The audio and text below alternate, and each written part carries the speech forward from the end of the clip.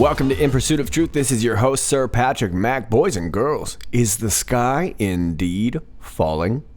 Just ask Chicken Little. The sky is falling. The sky is falling. A piece of it just hit me. The sky is falling. Wow, that's one concerned chicken. We got a lot of concerned chickens out there, don't we, John? Yeah. Yeah, what do you think their emotions are going to be like this week? Up and down. And down. But we are not concerned chickens. We are properly prepared patriots. Patiently popping our popcorn. How many we got today, John? 2. Easy day today, 22:72, 36 minutes after the hour of 11. Q takes us back to the September 21st post. It'd be about the third time that I've covered this, so we are not going to go through this part right here. 3 times would be a 3 view.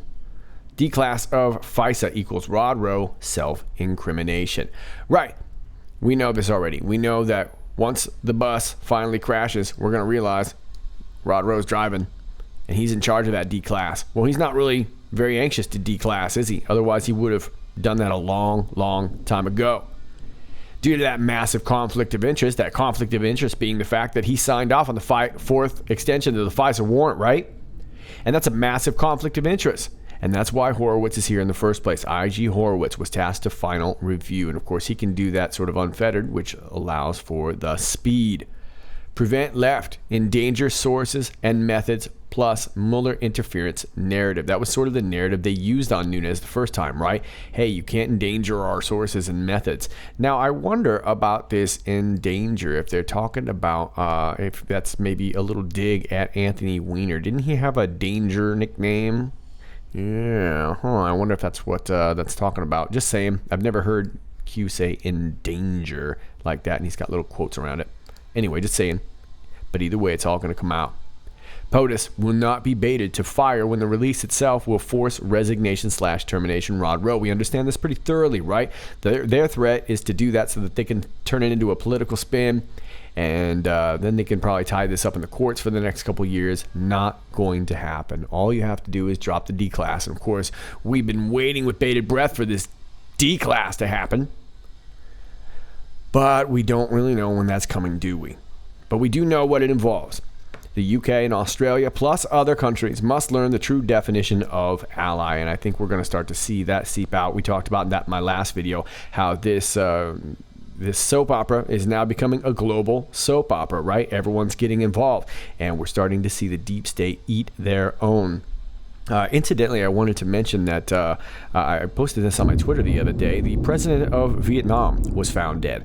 And there's a lot of speculation going on around the source of it. They said that he had this disease. He's had it for about a couple of years. And then all of a sudden he just dropped dead. How about that? Rod Rosenstein forced from signing new FISAs. All signers are currently under grand jury investigation. Yeah, McCabe. Looks like Comey's probably going to get that too. Would that mean Peter Strzok, of course? And Sauer Yates? Some of those judges, right? And those McCabe memos ended up leaking out to the New York Times. That's probably what resulted in this New York Times article regarding the Rod Rosenstein issue with him wearing a wire, right? That article proves that the rats are panicking. So that was what McCabe and Comey were doing when they were getting their story straight. They decided to go ahead and throw the bus driver under the bus. Well, look, when you shoot the bus driver, you're pretty sure you're not going to get the deposit back on your trip, right? They know the bus is likely to crash. They know that this is going to end up in a bunch of explosions and maybe unicorns. Either way, Q says 2018 will be glorious. Prepare for sky is falling week. Well, the sky is certainly falling for the deep state, and Anon made this nice little graphic here that I wanted to show you. On the left side here, you can see the post that we just read. And if you look over here on the right side to these 2 Donald J. Trump tweets, the first one saying, I met with the DOJ concerning the declassification of various unredacted documents. They agreed to release them, but stated that so doing may have a perceived negative impact on the Russia probe. Also, key allies called to ask not to release. Therefore, the Inspector General has been asked to review these documents on an expedited basis, meaning speed. I believe he will move quickly on this and hopefully other things which he is looking at. In the end, I can always declassify it if it proves necessary. Speed is very important to me and everyone. Okay, so this Anon explains right here. Q replies to his previous drop and says the D-class is self-incriminating for Rosenstein. He's in charge of the D-class. Due to the massive conflict of interest, IG Horowitz was tasked to do a final review to speed up the process. Trump will not be forced to fire Rod Rowe when the release itself will force his resignation firing. And then in its bottom graphic here, it says UK, Australia, and others, Canada, New Zealand, need to figure out which side of ally they stand on because we have everything. All the five signers are under grand jury investigation, especially with McCabe's memos, the New York Times article on the 25th Amendment. They are panicking. As you can see, Chicken Little right there in the corner is panicking on CNN, telling them that the sky is falling. Well, throughout all this sky falling madness, Q is telling us in post 2273 to trust Grassley. That's coming in at 43 minutes after the hour of 6 p.m. And of course, Grassley is U.S. Senator Chuck. For a buck, I'll mow your Grassley. And he is scheduled to preside over the nomination of the Honorable Brett M. Kavanaugh to be an associate judge of the Supreme Court of the United States. Now, this was scheduled here for Thursday at 10 a.m. And of course, that's been rescheduled. Looks like it's being rescheduled again. I'm over on his Twitter here, and Chuck has this to say. This was back on the 21st.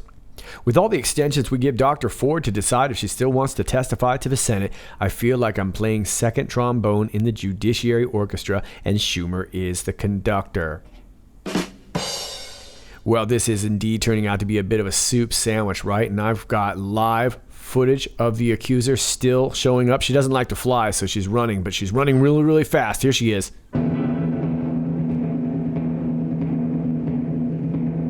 You know what? We're going to check back with her. Meanwhile, we're over here on Fox KTVU. We have a second accuser. Probably because the first one hasn't shown up yet. As date set for Kavanaugh, Blasey Ford hearing, new accuser emerges. The Senate Judiciary Committee has scheduled a hearing Thursday for Supreme Court nominee Brett Kavanaugh and Christine Blasey Ford, a woman who says he sexually assaulted her as a teenager as a claim of sexual misconduct emerged from another woman. The New Yorker magazine reported Sunday night that Senate Democrats were investigating a second woman's accusation of sexual misconduct by Kavanaugh dating to the 1983-84 academic year. Kavanaugh's first at Yale University. All right, so we're going way back to 1983. Let's get your electric boogaloo shoes on, boys and girls. The New Yorker said 53-year-old Deborah Ramirez described the incident in an interview after being contacted by the magazine. Wait. She described the incident in an interview after being contacted by the magazine, so the magazine contacted her first? Ramirez recalled that Kavanaugh exposed himself at a drunken dormitory party, thrust his you-know-what in her face, and caused her to touch it without her consent as she pushed him away, the magazine reported. In a statement provided by the White House, Kavanaugh said the event did not happen and that the allegation was a smear, plain and simple. A White House spokeswoman added in a second statement that the allegation was designed to tear down a good man. The magazine reported that Ramirez was reluctant at first to speak publicly, partly because her memories contained gaps, because she had been drinking at the time of the alleged incident. She also acknowledged reluctance to characterize Kavanaugh's role in the alleged incident with certainty. The magazine reports that after 6 days of carefully assessing her memories and consulting with her attorney, Ramirez said that she felt confident enough of her recollections to recall the incident. Okay, let me just read that part again. We can sum this crap up. The magazine reports that after 6 days of carefully assessing her memories and consulting with her attorney, Ramirez said that she felt confident enough of her recollections to recall the incident. More like she felt confident enough to go ahead and start another bogus accusation that you waited all the way since 1983 for. Okay, well, ladies and gentlemen, forgive me if I don't go much into this Blasey Ford. Forgive me if I don't go much into this Deborah Ramirez. I think we all see what's up, okay? And as far as I'm concerned, stories like this are like having poop in your backyard. Okay, you know you got to deal with it. You know you got to get it out of the way. Otherwise, you're going to step in it at some point. So you got to deal with it. But what you don't have to do is get on your hands and knees and look at it and be like, oh my God, look at this poo, and then get your hands all up in it, right? Oh my God, look, it really is poo. It's all over my hands. Oh God. Yeah, well, don't play with the poo. Just get rid of it, okay? And this stuff right here is just plain and poo. This is a nowhere story with a bunch of people who are clearly set out to get this guy. Now we've got Michael Avenatti coming out saying he's got somebody all ready for it. We know what's up. Okay. And I really don't like spending my time on digging into these so-called accusers and finding out all their little knucklehead connections because we know it's no good in the first place. Now, if this Blasey Ford wanted to go ahead and do something, she would have done so long ago. And I think what really inflames me in these kinds of things is, like I said in my last video, it really undermines the real abuse stories that actually happen, and it makes these women more afraid. The ones who have actually been abused, it does make them more afraid to come out and actually say their story, because they're going to get clowned this way because it's worth clowning. There's nothing here. There's absolutely nothing here. This guy's got to go ahead and go through, ladies and gentlemen. This nomination will happen. I have a feeling it's going to happen. We're going to get this emergency broadcast system message. And although I said before that this emergency broadcast system message was probably going to be a test, I originally thought that. Now that I'm seeing this get pushed back, I'm really starting to wonder if we're going to get some more pertinent information on this EBS test, which will be on the 3rd of October. I have a feeling the bomb is about to drop, ladies and gentlemen, and all it's going to take is Kavanaugh getting nominated. And that's why they're throwing the book at him. They're just going to go ahead and just throw up a bunch of Hail Marys to make sure that this doesn't happen. Meanwhile, let's check in back on Blasey Ford. Well, she seems eager, right? You got to pace yourself. You don't want to pull a hammy. All right, those are your Q posts. I'm on NBC News here. Let me turn you on to this story real quick.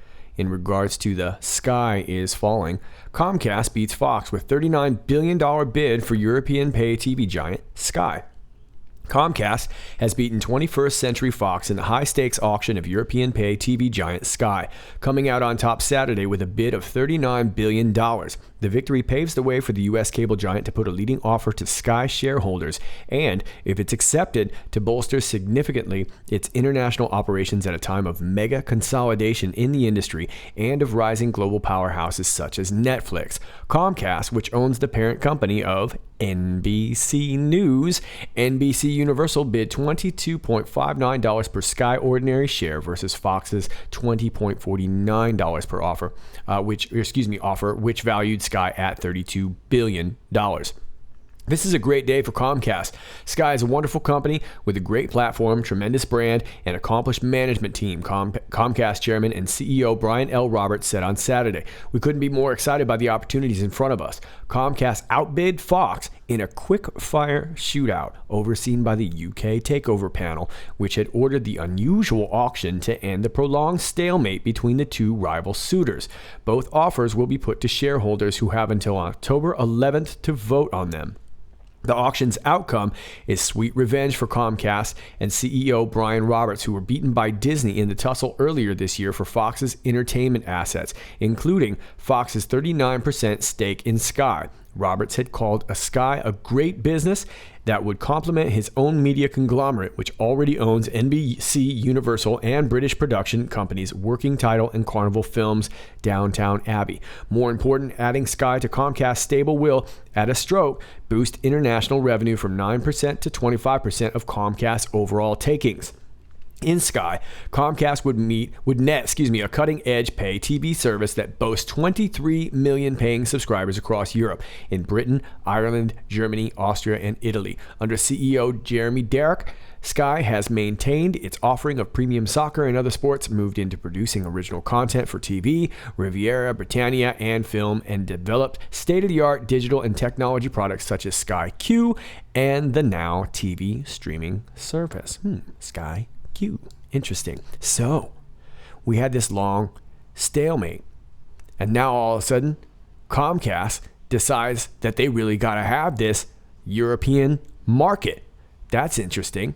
It's almost like they want to start controlling the narrative out there too. Almost as if they're anticipating maybe there'll be a particular narrative that might start spreading out there. How about that? Well. So we'll see what happens here. I'm not really sure if that is our Sky or not. But I found that a very interesting article. I wanted to share that with you. Let's check in one more time on Miss Ford. All right, well, you need to pick it up, lady. I got a show to do. All right, get an Uber or something. Get some help. Well, it looks like she's getting some help from Andrew McCabe's lawyer, who just joined Christine Ford's legal team to fight Kavanaugh. I'm over here on the True Pundit. Andrew McCabe's attorney, Michael R. Bromwich, along with his strategic consulting firm, the Bromwich Group, have joined Dr. Christine Blasey Ford's legal team. Melissa Schwartz, a crisis and communications consultant at the Bromwich Group, confirmed Bromwich's involvement with Dr. Ford's case mid-afternoon on Saturday via Twitter. In a statement provided to the employees of his now former law firm, Bromwich announced his immediate resignation due to objections from the firm's partners. He wrote in part, "Within the past few days, I have been asked to be one of Christine Blasey Ford's attorneys. My role will likely require me to appear publicly on Dr. Ford's behalf, and the Senate is being advised of my involvement this afternoon. Because objections have been raised within the partnership to my doing so while employed by the firm, I am resigning from the firm effective immediately. This obviously is happening on a schedule that could not be anticipated." And here is Michael R. Bromwich's Twitter right here to say, "I am honored to be joining Deborah Katz and Lisa Banks in representing Dr. Ford." Nice. How about that? Well, don't you find that a little bit interesting that this new lawyer here is a crisis and communications consultant? It's almost like they're going through a crisis. It's almost like you're breaking down. How about that? All right, well, while we wait on Miss Ford to keep walking, let's just hope she gets here eventually. Finally, I want to leave you with this. I am off my own Twitter page here, and I retweeted this the other day from Dan Bongino, who says, "If you don't have the spine for what's coming, then don't turn on the television next week. You're about to witness the radical left completely unhinged. I know you think you've already seen this, but prepare for the unprecedented new levels of depravity from these extremists. Bank on it." And as you can see, I've added, true story, we're not in the feel better business. Trust the plan or don't, but if you're a worrier, I'd suggest unplugging. Keep up, Patriots. Okay, and look, here, this is what I mean by this. Look, a lot of you guys share a lot of information with me, and I think it's great. I really have greatly appreciated with it. It's been a lot of fun. Some of you tend to send me articles that worry you, and then ask me to make you feel better about your worry. And that's not really what I'm. Like I said, I'm not in the feel better business. I report what I know. I give you my opinion on a lot of things. I cover Q, and I talk about a lot of things that interest me. And I try and always give you my optimistic take on it. But I'm optimistic because that's the way that I look at things. And I've always felt like worrying is a real waste of energy and emotion. But that's just me. Now, if you are prone to worrying, I'm just saying it's going to be very, very ugly this week. And I have a feeling we're not going to see a whole lot of good news. I don't think we're going to see a lot of bacony, cheesy goodness until this all goes down. It's going to get darkest before it gets light. And I think that's what Dan Bongino is saying. That's what I'm kind of trying to point out. We're going to see an ugly week, folks. Be ready for it. Now, if you're the kind that, likes to look around and gets worried about some of these articles and some of these pieces, and you get on Fox News and you start hearing these Fox pundits talking about how Grassley's doing this and how he needs to be let go, he needs to do his job, and they're picking on him just like they were picking on Sessions weeks ago. Look, it's all acting. But if you're not going to buy that and that's going to stress you out, I would simply humbly suggest maybe turn it off for a little bit, go take a walk. Remember, none of this freedom matters if you don't live free right now. So enjoy your week. Enjoy the winning. We are winning. I think we are going to see a Kavanaugh confirmation. I think these accusers are going to fall by the wayside. I do think they should get a chance to speak their piece. That's America, right? But at the end of the day, I think Kavanaugh is going to come out on top. I think we're going to find out what's really going on with Andrew McCabe. I think we're going to see a Rosenstein, probably resignation. I'm not so sure he's going to recuse. I think we're going to start talking very, very soon about who's going to be taking that position. After all, his 210 days are up. His time is up. Rod Rowe's got to go. So let me know who you think should be replacing him, how you think that's going to go down. But like I said, we are going to see a Kavanaugh confirmation. I'm quite certain of that. If I'm wrong, I'm gloriously wrong on that. And I also think that we're going to start seeing, James Comey come back into the narrative too. After all, if we're going into McCabe, we've got to go into Comey too. So big wins going on. But if you don't like the ugliness, just be warned right now, it's going to get ugly this week before it gets any better. True story. All right, boys and girls, those are your Q posts for today. As always, if you'd like this video, please click like, share, and subscribe. Thanks to all of you who've been sharing my videos. I greatly appreciate it. This channel has been growing rapidly, and it's a lot of fun meeting more and more people and sharing information with you guys. If you are a Twitterite, please join me over here on Twitter at IPOT1776. That's at IPOT1776. I'm also on Gab, BitChute, Real.Video. If you want to support my channel, my Patreon link is down below. All those links are down below in the video description, so you can check that out, as well as my email and my P.O. box and all that stuff. All that stuff's down below. All right. If you are new to this channel, please keep in mind that from time to time you will be unchecked, unnotified, and unsubscribed. That's just a little game that we got to play with YouTube from time to time. So do me a favor and just recheck yourself. I post when Q posts. Okay, kids, that's all I got for you today. Stay optimistic, stay fun, stay patriotic, stay loving. We'll see you next time.